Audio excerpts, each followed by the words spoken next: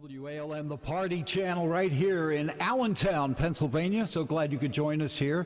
And of course, that song, Go Jimmy Go. And on the phone with me, I am very humbled and very honored to have this icon on my show here tonight. And I must say, an icon back in the 50s, 60s, and the music industry today.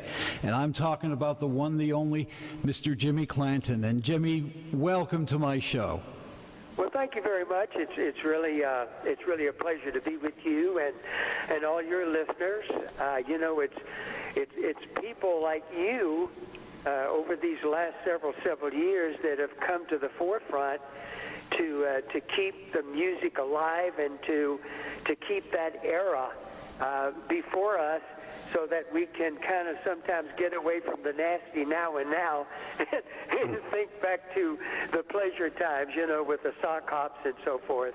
Oh, absolutely. And I'll tell you what, you know, over the years, I'm celebrating my 45th year in this crazy business. And over the years, I can't even begin to count how many times I've played your songs.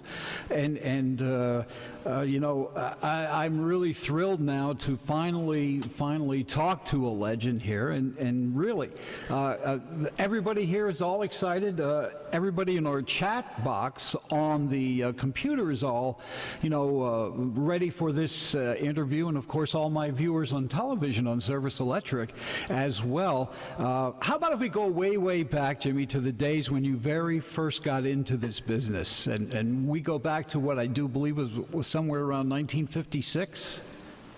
Yes, I had a little high school band. I got involved in music through mainly my grandparents from down in Alabama.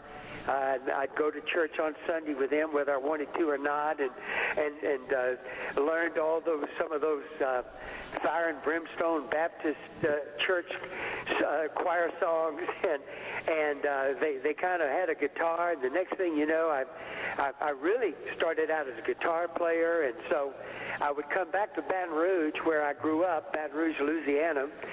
And in 1956, 55, I started a little three-piece group, and we just get together and play around. And I had bought myself a little pawn shop guitar. I bought myself a guitar chord book and didn't realize it, but I truly had a talent for guitar, and really singing was not in my agenda whatsoever.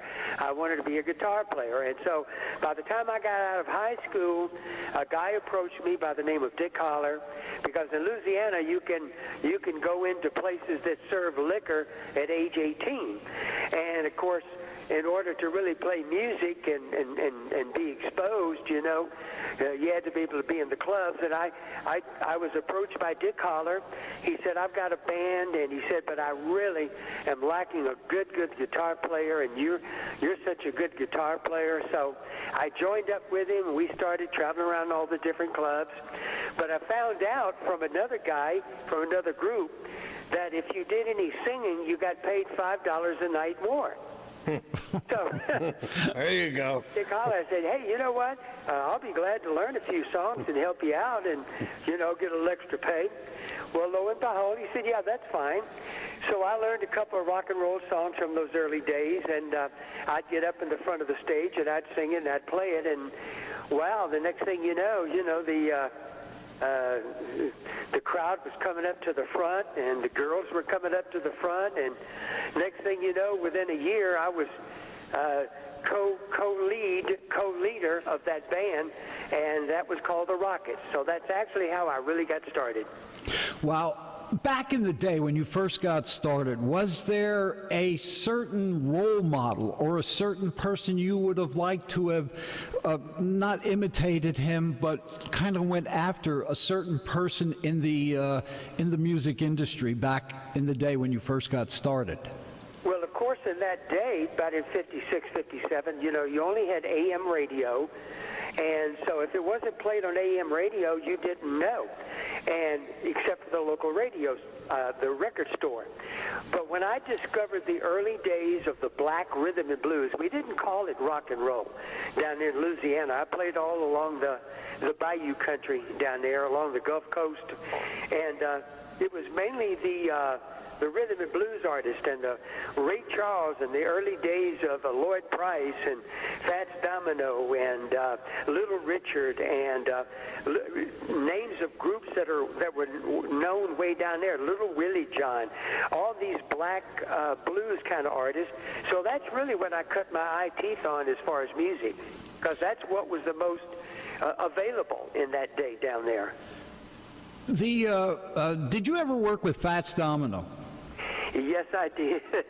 That's a very interesting story, I'll tell you.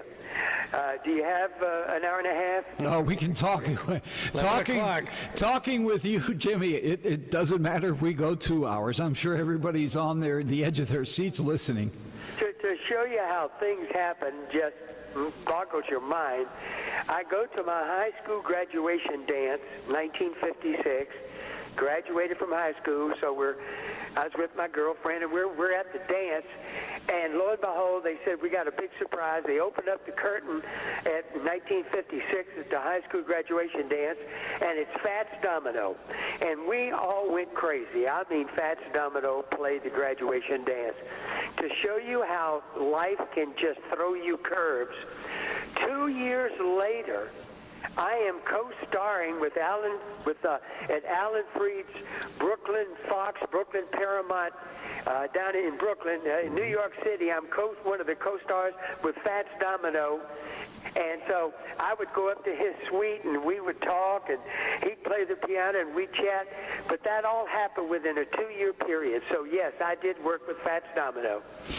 I'm talking to his publicist because we're going to be having him on my show here in January sometime. Oh, that's fantastic. And they speak very, very highly of you. I also interviewed Lloyd Price about 2 years ago, and he spoke very highly of you, and he said you were an absolute pleasure to work with. Yes, I do pride myself that I've always wanted to treat people as I would want to be treated. And as far as artists and fans, I've always tried to do my best to treat them in a very, very loving and kind way. And certainly that would hold true for all my fellow entertainers. That's why you are an icon. Thank you. Now, we remember, Mr. Calnton, before we went on the air, you talk about the days, how you got started, et cetera, and all those bus tours and things, and I asked you if you remembered Notre Dame High School. It's here in Bethlehem. And my cousin, Valentina, her name was, Valentina Bate at the time was her maiden name, and she had won some kind of a contest, and I remember her. It's like 1959 or 1960. I won the Marines in 1959, so I must have been home on leave, and she says, oh, I have my picture taken with Jimmy Calnton and blah, blah, blah, and all this other stuff. She was like, you were her Elvis Presley, whatever, but she won the contest and got a picture taken with you. And I asked if you remember that, and you couldn't, because that was so many years ago, and like you said, when you guys initially got started, you went all over the place. Your agents had you all over, bouncing from here to here, so forth and so on. Well, that's very true. In that day and time, when you think about it, and this is a very, very to me, a monumental statement. If you think about it, in 56, 57, 58, when my record started coming out, there was no other music but our music. There was no other music. So the point being is that when we would barnstorm around the country in those bus tours, when we came into a little town, big town, it made no difference. The whole town shut down because the music of their life was going to be there that night. Right. And so that's why, every place we went was just packed out. There was no other music, Right. We were the forefront for all that has come forth since then.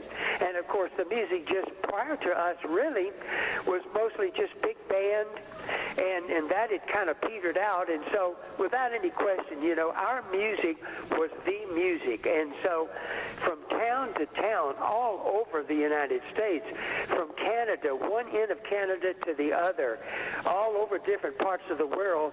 Our music was the music, and so it was very difficult to remember from one town to another. It was literally, totally barnstorming across America, back and forth, back and forth. But you know, it was wonderful. It was wonderful days, and I'll tell you, I'll never forget it. Let me ask you this, Jimmy. When you had your first record out, what did it, and I ask everybody I interview this because everybody has a different idea. What was it like to hear your song on the radio? Well, for me, I know I've told people this before. In fact, my executive associate, Sandy Weeks, people do not realize this when I give interviews, but I never had any aspirations of doing anything except playing our next gig along the Gulf Coast, because there was no American Idol, there was no Voice, there was no internet, there was no YouTube, there was no outlet for anybody to become, quote, well-known. And so I never even thought about it. I was very happy being a guitar player, just playing local gigs. But the piano player for the group, a girl came up, she was dating him. She said, why don't you go to New Orleans? She said, which was 90 miles away from Baton Rouge. She said, y'all can make a demo for $25. You can hear your band, what you sound like. So we said, oh, that'd be cool. So we went. Well, I'm still the guitar player. So Dick Holler does all these original songs or whatever. And then all of a sudden he said, okay, that's it. And the engineer said, well, look, you got 8 more minutes here that you paid for. Do you have anything else?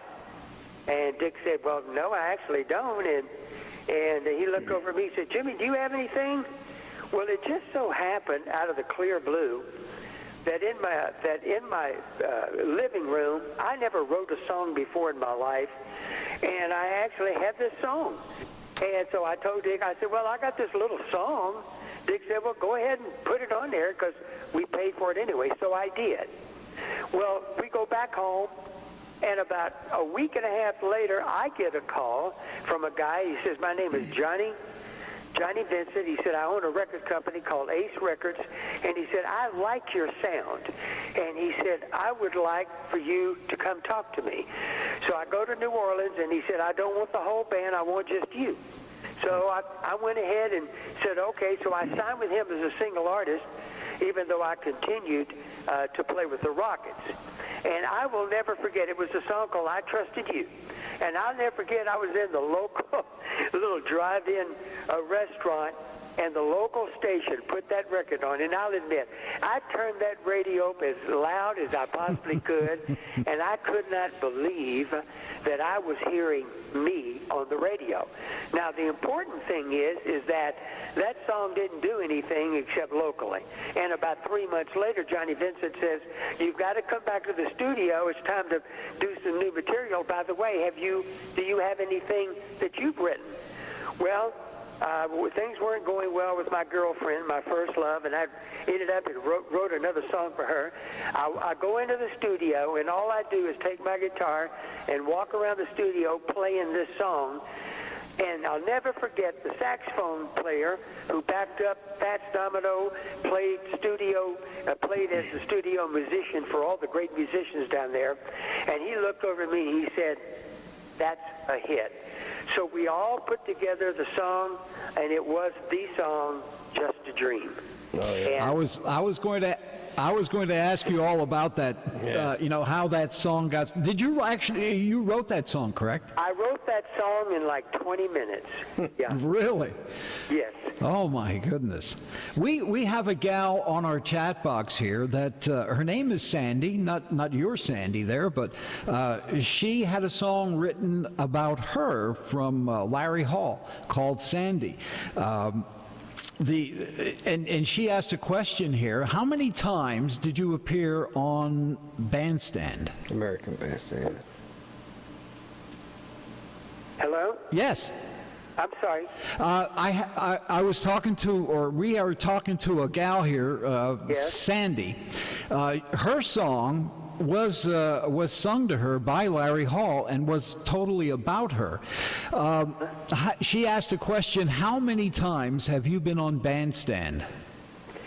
I probably was on Bandstand probably 8 to 10 times over the course of my 4 years that I did so many shows there. I would say at least 8 to 10 times. But then Dick, of course, started his Saturday night Dick Clark show in New York. And so I did that a good many times. And then, of course, I was out in California, and I did Merv Griffin and what was all those different West Coast shows there. But I did Bandstand a good many times, more times than I could probably remember. I have a really hard question for you here. Out of all the places that you have ever played, does one stand out more than the other? Well, you know, I've played Madison Square Garden. I've played the Lincoln Center in Washington, D.C. I played the Hollywood Bowl in Hollywood. But I would have to say the place of all places was just recently last year when I did my farewell show down on my one-man farewell show down on the bayou in Raceland, Louisiana. I went ahead and put the show together myself. I rented a venue down there, not too big. I had a professional film company come in, and the reason it's special to me is because in all those shows over those years, because you would have many artists, I never did more than 4 to 5 songs at the most. And because once I got on Facebook and YouTube, and all of a sudden fans from all over the world are loving all of my B-sides. So they started requesting all the B-sides of songs that I had written. And so I just decided, you know what? I just turned 75 at the time. I thought, I'm in great voice, thank God, I'm in good health.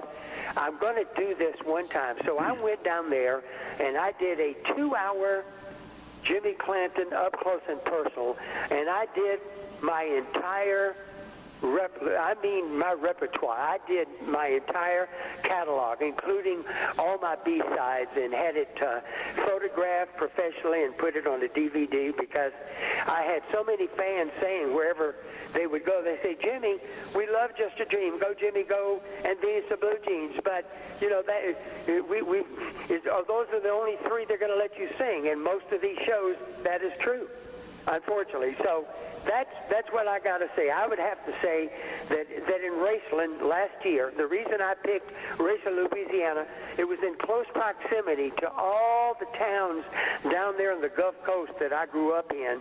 And I must admit, without any outside publicity, we sold it out. And I had it professionally recorded. And in fact, if people are interested in that, they can get that through my website, jimmyclanton.com. But that was fulfilling for me because I did my entire catalog, my entire repertoire of Jimmy Calnton, and it was an awesome night because of that. Now, Uncle Vito's got a question for you, Mr. Clanton. I find it hard to call you Jimmy. I just find it difficult, okay? But anyhow, you were a disc jockey up here in Lancaster, Pennsylvania, were you at one time? Well, I actually, hold on one second. I can't really say that I'm going to take a sip of water here, okay? Sure, help yourself. Go ahead. I have some coffee here, so let's swig together. Yeah, we'll all have a swig here. Give me a swig. I actually was not, so to speak, a DJ. Okay. What had happened was I had moved up to Lancaster County, Pennsylvania, because it was so in close close proximity to all the major cities that I did shows in. Okay. And so because of that, I had a lot of time on my hands, which I enjoyed Monday through Thursday. So I had a guy approach me who was a program director, sales manager.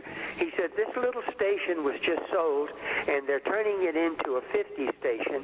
Would you ever consider, Jimmy, just doing like a little special couple of hours? You can talk about all your career and all the artists and play their music, and so it was really attractive to me, and I said, well, as long as it doesn't interrupt my personal life to travel. They said, no problem. So yes, I did. That was around 1976, I think, or 75. So I did have a DJ, if you want to call it, radio program on a station called WHEX, Hex Radio, for a period of time there. I forget, maybe about 10 months, maybe. We have another good question, if I may, boss, if I may cut in here a minute. We have another good question. What do you hope people remember about you the most? That was the question. Not that you're going anywhere, but I'm just saying, as far as your music's concerned, I know what my answer would be on my end, but they're asking, what do you hope that people remember you about? You know what? You're cutting out, and I did not hear the question. I'm sorry. The question was, what are people going to remember you by as time goes on?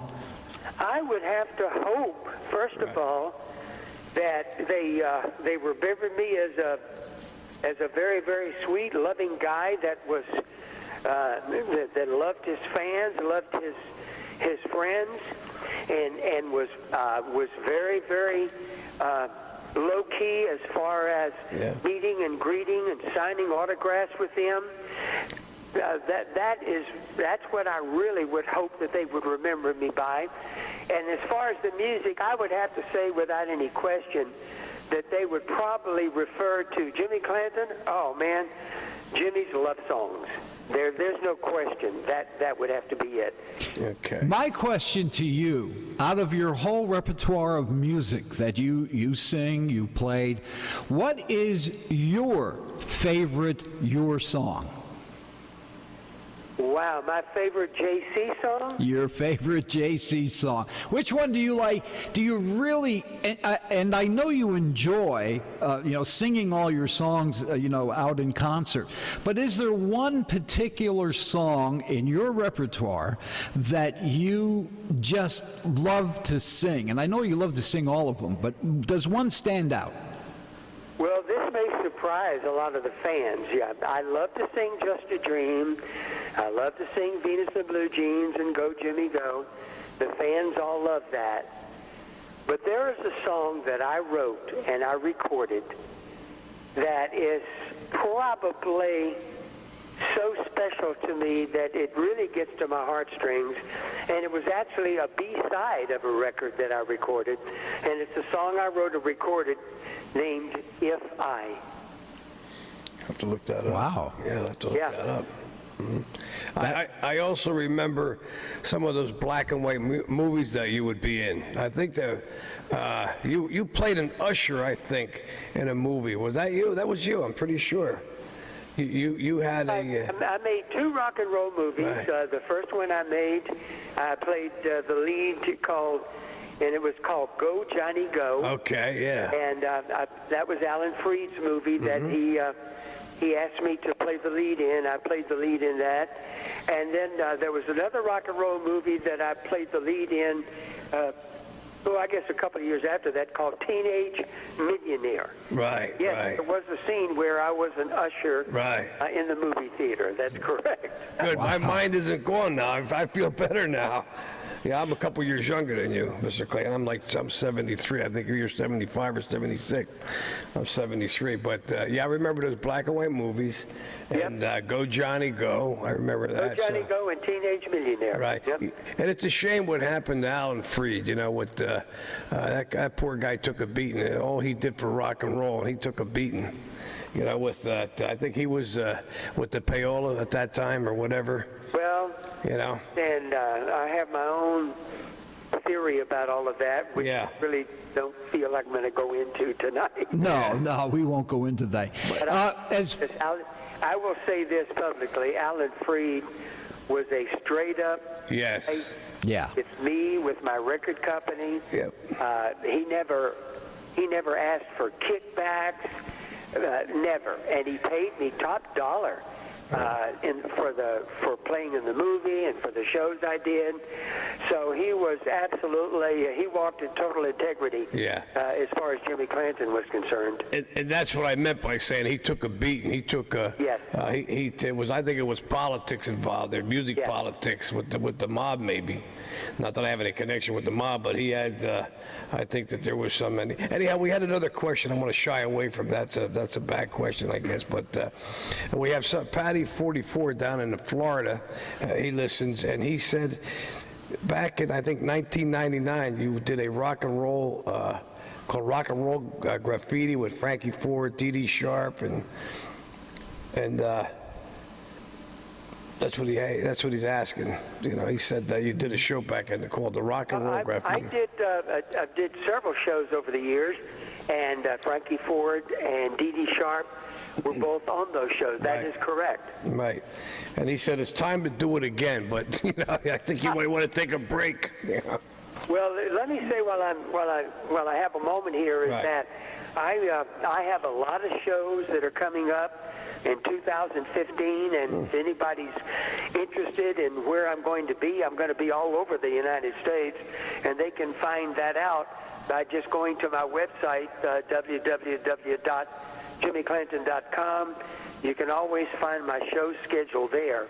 Good. And it's interesting about how Facebook and internet radio has absolutely just brought our era back to such a high grade in that I don't call, I don't look, I don't ask for engagements.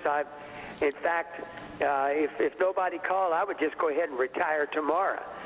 But I have gotten so many inquiries from big promoters, and people have wanted to know, if Jimmy Calnton is still alive, does he do shows again? And because I have been blessed, I'm in good shape, and thank God my voice is in good shape. So I've enjoyed doing it with the big shows the way I do, and I do not go away from shows without meeting and greeting fans. I will go out, I'll meet them before the show, I will meet and greet with them after the show, take pictures with them, because I'm very, very big on, without the fans, there would be no career. That's absolutely correct. And so I love my fans, I appreciate them, and I really try to give them one-on-one with me at every show that I'm at. My question to you is, when you toured Europe back in the day, what was it like to go into a country that maybe you've never been to and see all these people come out to see you? What did it feel like? I did not go to Europe. You didn't? Okay. That's a whole nother story. But I did go to the Philippines. I did tours in Australia, down in Jamaica, in the West Indies there. And ironically, they were just like the kids in America. They loved the music, and they dressed like American teenagers, and it was no different, except we would have 12, 15, 18,000 at a show in some of those bigger arenas in that part of the world. What did it feel like to step out on stage and look at all those thousands upon thousands of people there to see your concert? What kind of like went through your mind at that point? Well, thank God that I had something It was just me. It's just something about my personality. But I was as comfortable before 20,000 as I would have been before 30. It was just something that I never had a problem with. I never got scared. I never got frozen on stage. I never was intimidated by the largeness of audiences. As I tell people, and I tell my executive associate, when it's amazing that when they say my name and I walk out on stage, all I can say is I'm in a zone. And I stay in that zone until after I take my last bow and I walk off stage. So it's, I wish I could come up with some cute little story for you, but that's the truth. It's just never been something that has bothered me. And I've been before tens of thousands, and it was just as easy and smooth for me as if I was in a living room with about 12 or 13 people. Wow, it's amazing. It really is. Was there something you did? And here's another question I ask everybody. Was there something you did before you went on stage to either get yourself up and ready for it? Did you have something that you did before you went on stage that's kind of like unique versus somebody else? Oh, absolutely, absolutely. And the reason is that. Back in the early 60s, I totally lost my voice. And I had to go to the doctor, and they said, you have the beginning of nodules, and if you don't learn to use your voice correctly, you'll have to come in here and we'll have to operate. And it scared me to death. And I said, well, I don't want to go to a voice teacher. I don't want them to change my sound, my style, I had my own sound. I had my own style. And they told me about a man. I went to see him. And to put it in a nutshell, he had a way and a technique of physically showing me things to do with my voice, even when I was so sick. And so I would practice that a little bit. For a while there, I had to go on total voice silence and write notes. But it was amazing that a year later, after I first went to him, I was able to sing B flat under high C like a bell. And what happened was, it was just like one day after about 6 months, it's like a bicycle, you get on it and you know how to ride it and you never forget it. So what happened for me is that I began to utilize those techniques, and then as the years progressed, I never backed away from those techniques. And thank God today, I'm so in zone with singing correctly because of my training. I couldn't sing incorrectly if I tried. So your point in asking me is that before I go on stage, I do these little vocal exercises that my teacher, Michael Lawrence, had taught me many, many years ago. And I just utilize those little exercises to kind of oil up my voice, and then take a little hot tea or something, and then, baby, I'm ready to go. Well, now you sound like a real rocker, baby. I'm ready to go. Jimmy, go. Go, Jimmy, go. That's what it was all about.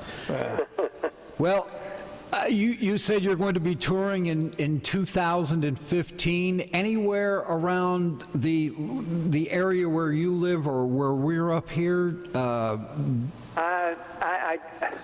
Here again, I'd have to ask my executive associate, Okay. Weeks.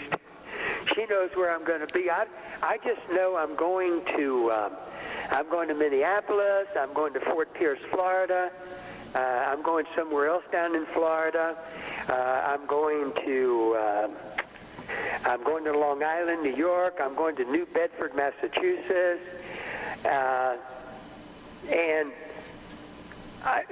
that's about all I know without going to look at my calendar. Well, you know what, Jimmy, I just got a really interesting question here from a gal that's actually going to interview me in my 45 years on radio. She just asked here on the chat box, if you weren't the amazing singer that you are today, the musician, what probable career would you have chosen? Wow, that's very hard. I probably would have stayed down in Louisiana, and I probably would have played music at all the little places there, and probably I would have probably become a guitar teacher, instructor, and taught music, and pretty much be a music teacher, and teach vocal training. That's probably what I would have done. Wow, that's very interesting. At least you would have stayed in the industry at some, point or I another. would have to say yes. No question, I would have stayed in the music realm somehow or another. Well, you're actually going to, I'm going to tell you, you're going to be going to Minneapolis, and you had said that as well. We have a gal that's tuned in right now from that area, and she just said on the chat box, she is definitely going to come see you. Okay.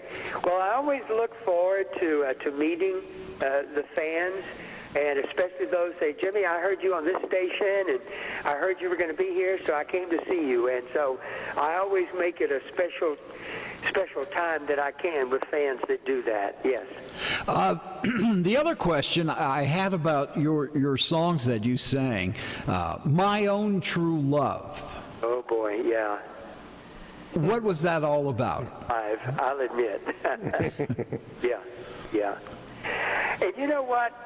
I had that song. I recorded that song before the Duprees, and I don't even remember where I came across the words, but I do know that when I went into the studio to record, I knew that was the kind of love song that I loved to sing. And I must admit, in my one-on-one personal shows, when I sing that song, that is probably one of the favorite love songs that the ladies like to hear for me to sing. Well, I'm probably going to play it, but it's just, there's so many different versions of it, and probably a lot of my listeners have never heard you do that. And this is the kind of songs that I like to play from the great stars as yourself. Some of those songs that, have never been played much on the radio, your featured songs, more or less. Okay. And, we're going to be playing that. Also, here you sent a song called "If I Owned All the Gold in the World." Well, that's what I said earlier. Yeah. Okay. Yeah. Wow. We're going to be doing that one as well. Okay. Jimmy, I'll tell you what, it's truly been a pleasure. Really, it's been an honor, and it's like I said, we grew up with you, I grew up with you, and just to talk to you is like it's a fulfillment for me. It is. It is a fulfillment for me as well. I mean, we're saying this out of our hearts. We're not saying it because you're paying us or whatever's happening here, but we're saying it out of our hearts, and you were the good, clean-cut music. You wore suits when you came out, and we always talk about it on the show because a lot of people our age listen to this, and even younger people. And we talk about the days, how things have changed so immensely, particularly with the music. And it's just, guys like you and like Dr. Doo-Wop, I call the Nestor here. He keeps it alive and resurrects it, so to speak. And a lot of people like it, and a lot of the young people are starting to dig it a little bit, But it would just, it's an honor to talk to you, Mr. Calnton, and I appreciate your time. One more question I would like to ask you, Jimmy. When you go and do your concerts, do you see a younger crowd coming in to listen to you, to watch you? That's a good question, because the truth of the matter is, I have noticed over the last several years that they're not all, in their 60s, late 50s, and all the 70s, and that there are a lot of the fans that come to the big shows in their 20s, 30s, and 40s. That's absolutely true. Yes, and they love our shows. Yeah. Do you feel a resurgence in your music and the music of the day? Well, two sides to that. The resurgence is like electricity at the shows, you know, after the performance. But the difficult part is that the press, the internet, the major radio stations, you know, they don't play our music. They don't play us artists. So the only way fans and people can actually hear it are like folks like yourself. So is there a resurgence? I think it would be based upon the internet radio stations and the stations and the outlets playing the music nationwide, because I know one thing, and I say this very humbly, we get standing ovations every show all over America. The people absolutely love it, and they leave there dancing on air. I'm serious. That's how much they love it. We don't want it to leave. We it just brings us back to the good time. We never want that to leave. Well, I will say this, okay? Playing a record, that's great.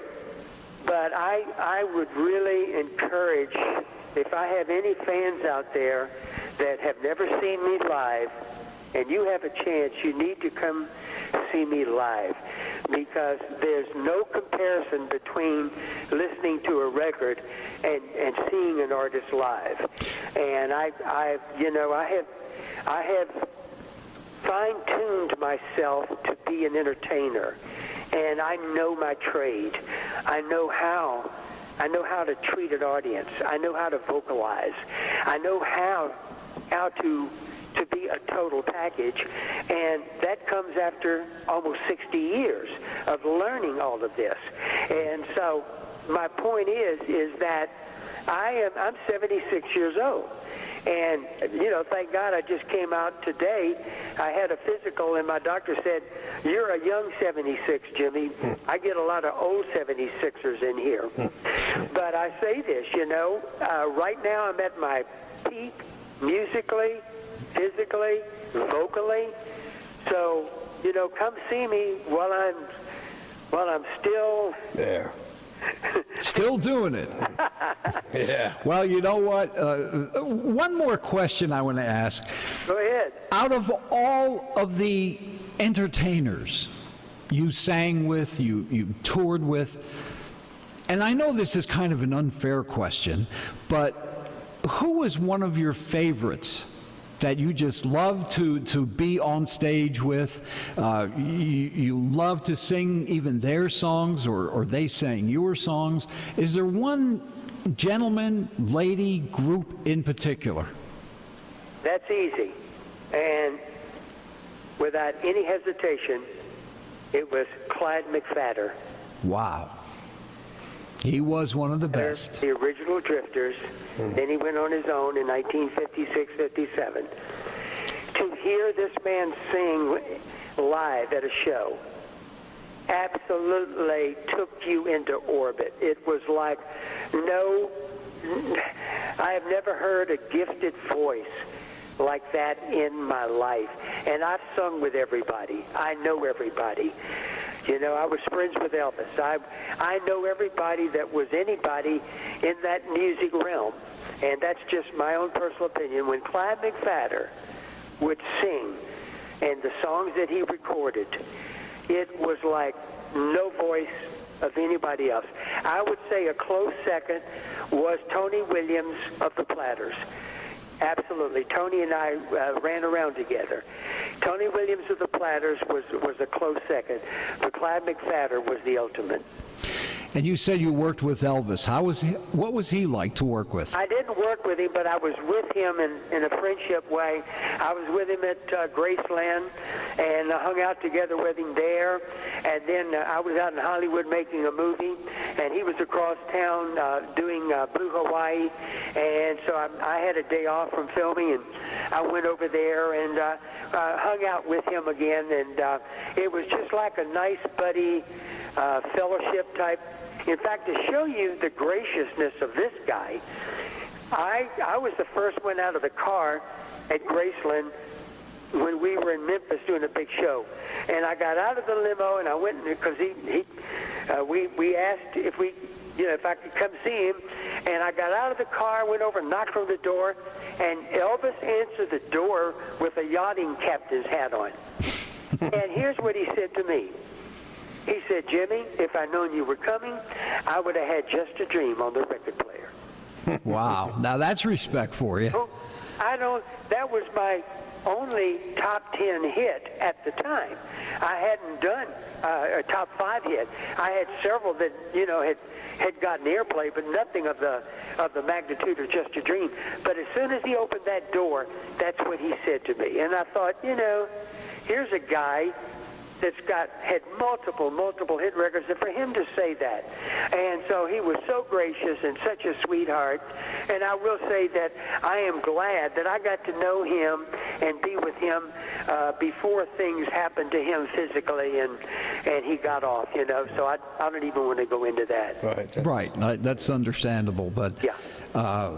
Some of the other big names that you sat and basically hung out with, wow, I mean, to sit here and talk to you about all this, and here I am, just a messenger playing these songs. For me, it's totally the total package. To sit and talk to somebody of your stature that has been around the country, had #1 hits, had so many songs on the radio, and finally, after all these 45 years of playing your songs, I finally get to talk to the man. Well, I'm very humbled, and I mean that sincerely. I just feel that, I've been blessed. I was given a gift. I was given a gift of music, and I've just tried to walk with integrity and utilize that talent. And be loving and kind to people and to fans, and to guys like yourself, that want to interview me. And so I enjoy the opportunity to expand your borders by giving you the stories and the insight in things that, think about this, there's nobody else in the world that knows the stories of Jimmy Calnton, because I'm the only one that lived them. There you go. That's quite the answer. Did you ever work with Pastor Garnett Mims? You know what? I did not. Most of the people I worked with, of course, were the Little Richards and the Jerry Lee Lewises. Paul Anka's, Annette did some shows. Lloyd Price, Jackie Wilson, so the quality of entertainers was mostly in the early to mid 50s. And then after that, anybody that came after 1960, in fact, let me make this statement. This doesn't go over too well with a lot of people, but that's too bad because I was there. There was a big difference between the 50s music and the 60s. The reason is that in the 50s, there was a camaraderie with me and Clyde McFadder and Thurston Harris, Bobby Day, Rockin' Robin, and golly, I could go on to the Ronettes and a lot of the black artists that I worked with, Clyde McFadder, of course. Once the 60s came, in a short period of time, you had a British invasion. Once the British invasion hit, music changed, and it's never been the same. And I am a walking PhD in that, because I'll tell you, I know all about that era. I know all about what happened with the music, how it changed. And so the thing is that when I am with shows now, after all these years, with the artists I work with from the 50s, we have a special rapport that there was not in the 60s. In the 60s, you did not have those bus tours. You did not have that one-on-one fellowship where you hung out with each other, because it just didn't happen. So I feel I was blessed. In fact, Alan Freed, before he would do a big show, I was his favorite male white singer. So he would have me come in 2 days ahead of time just to hang out with him on WABC radio. And his favorite black artist was Jackie Wilson. So Jackie and I would just hobnob with Alan, hang out with him on WABC radio, 50,000 clear watt channel, and just hang out with him. And to show you the kind of guy Alan Freed was, he calls me at the hotel one night. He says, I'm going to pick you up. It's 11 o'clock. I said, I'm getting ready to go to bed. I'm a country boy. He picks me up. We go across town, and we're walking up these steps, and I said, where are we? He said, well, this is a famous New York nightclub called the Copacabana. And I said, oh, okay. So we walk in. It's all closed, and I'm with that. And he said, you know what? He said, you mentioned, Jimmy, that there was this favorite artist that you loved back when you first started listening to music. And he said, that person happens to be a personal friend of mine, and I wanted you to meet him, so I want you to turn around and shake hands with him. And I turned around and shook hands with Nat King Cole. Oh, my. Wow, that had to be extremely exciting. So these are the kind of stories that I have. And by the way, I will be writing a book. I'm working on it. Well, that's good. I certainly do hope that we get a copy here anyway and enjoy it as well. Thank you. And then you went into the ministry as well. Well, I thank you for mentioning that. I make no bones about it. I'm not ashamed of the gospel. In August of 1980, it's a long story, I had a visitation from God himself, not just spiritually, but physically. And some things happened that night that I'll never forget. Starting the next morning, the God of this universe began to talk to me. And in fact, I dropped out of the music business for about 8 years totally, and just traveled all over America giving the testimony of what had happened that night. And then after about 12 or 13 years, I had a true prophetess. She said, you know what, Jimmy? God is getting ready to bring you back around into the music business. And I'm thinking, I don't want to play the bars. I don't want to play, where the prostitutes hang out.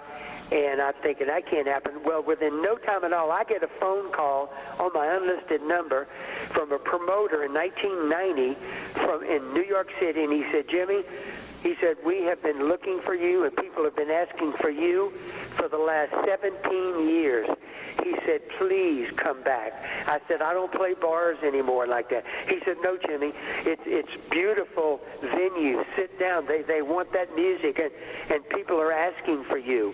And sure enough, I went ahead and did a couple of shows, and the next thing you know, I knew I fitted, because I would have my peers. They would come to me backstage and ask me to pray for them. And, I never did beat people over the head with a Bible. I don't do that from stage. I just let my personal light inside of me shine. And then if people are drawn to me for whatever reason, then I want to be a blessing to them. But that is true. And that's been my ministry. It's been out in the marketplace. Well, I'm so glad that he did come to you and realize that we do miss you, and I think you've never been forgotten in all those years that you were doing the ministry and away from the music, and I think if anything, I'm sure the good Lord is probably shining down on you right now for getting back into the music and entertaining us one more time. Well, I appreciate it, Ned. I'm happy in my soul. I'm doing what I love to do, and I love to do what I'm doing. And I love people, and I thank God that He's still given me a voice and to be able to perform. And it's a blessing, because then it enables me to meet people like you, to do interviews with you, and with all of your listeners. So I'm very humbled, and I thank you for this. And I'm very humbled to have you here as well. Mr. And very honored. Thank Same you here. very much, Ned. Same here. And, we wish you well. we wish you nothing but good health, and I'm sure you will be getting many, many more standing ovations before it's over. Well, that's very nice of you, and again, thank you so much, and all the best to your listeners, and God bless you all. And God bless you as well. And you know what, Jimmy? One thing I'm going to say to you that some, not politically correct to some, but I'm going to tell you anyway. Merry Christmas. Merry Christmas. Yes, thank you. Merry Christmas to you and to all your listeners. That's cool. Thank you very much, Jimmy. It's been a pleasure. I'm very humbled. I'm very honored. Just to talk to you has made, I'm sure, everybody that's listening feel so much better inside of of what the music is today. We wish you nothing but the best. Well, I appreciate it so much. Thank you, and thank you for you're playing my music and putting me out there, and so people can have a chance to listen to the kind of music that I've recorded. Thank you. Thank you very much, Jimmy. You take care now. God bless and good health to you. Happy New Year. Happy New Year to you and all yours. Take care.